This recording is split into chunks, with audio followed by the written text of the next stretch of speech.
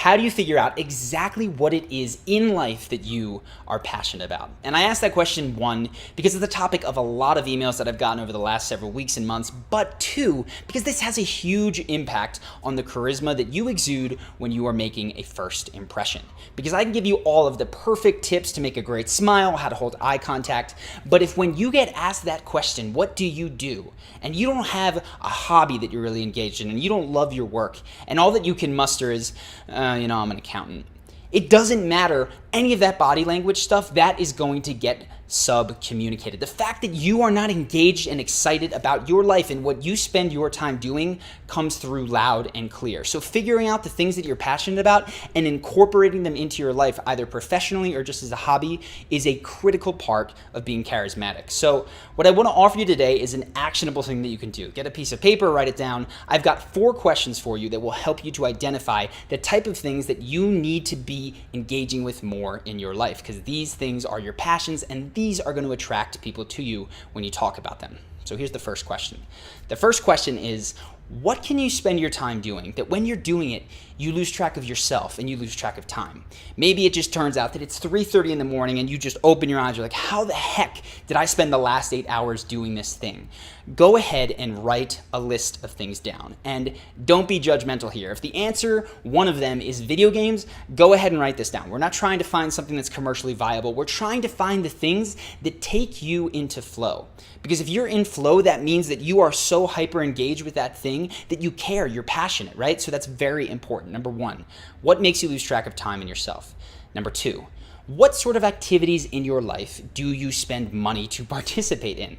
And I know that for me, one of the things was, and this didn't seem very important at the time, but I was going out all the time. I was going to bars, I was paying covers, I was paying taxis. If you'd looked at my bank statements, a huge percentage of my money was in going to places where I could meet people, interact, and maybe meet a girl that I liked, right? So that was something that I was hyper engaged in. Think to your own life. What sort of events do you spend your own hard-earned money to participate in? That means that you care enough to invest. The third question, what area of your life do you fear judgment in? Right? Is there an area where you have a backlog of work, whether it's songs or poems or any piece of art or business or whatever it is, that you're afraid to share with other people for fear of being judged? This means that you care about it tremendously. It's core to your identity, and so you will work hard to be excellent at it. When I look back at my own life, writing was the clear winner. Ever since I was a kid, I've been writing, I've been taking creative writing classes every chance I got, but I was very scared to publish in any sort of school newspaper or a blog or in anything. And that was because it was core to who I am, right? If somebody didn't like my writing, I thought that would tear me apart. Of course, that's not the case, but look for that area. What are those things that you're afraid to share? That means that it is really important to you and you'll work to be good at it.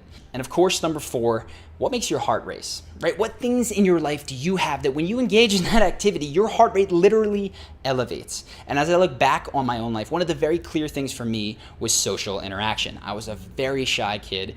Whenever I'd meet someone new, that would kind of make me anxious, but particularly if it was someone that I wanted to be my friend or if it was a girl that I liked, man, my heart rate would just shoot through the roof. So reflect on your own life. What sort of things do you have? And again, start flippantly. You can write scary movies, skydiving, whatever it is, but start to go down that list and make a list of things that actually genuinely excite you, and you know it because your body is responding.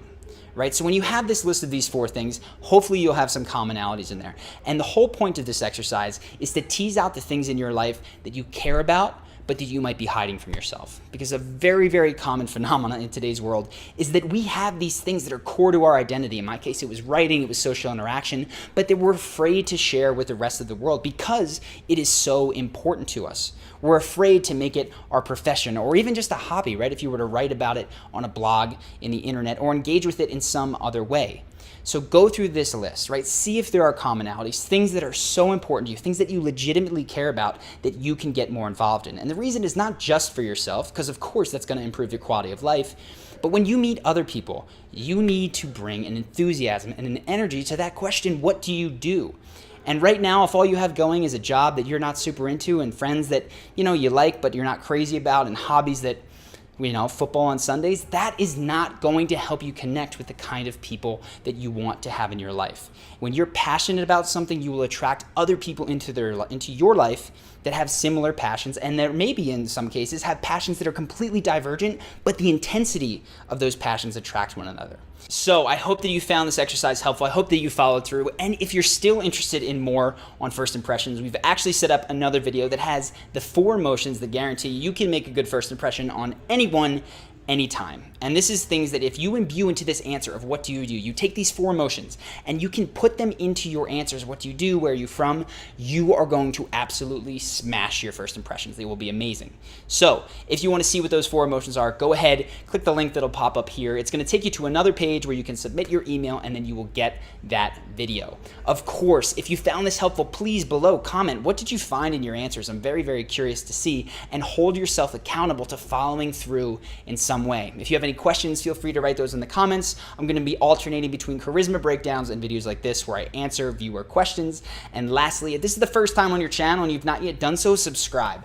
We've got new videos like this every single Monday, and charisma breakdowns of celebrities showing charismatic body language, eye contact, all sorts of things to help you be more charismatic and confident in your everyday life. So I'm Charlie. I hope that you've enjoyed this video, and I will see you in the next one.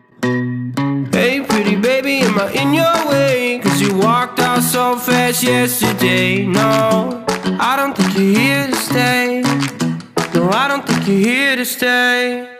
So tell me what you want, tell me how you want it, tell me all the reasons that you're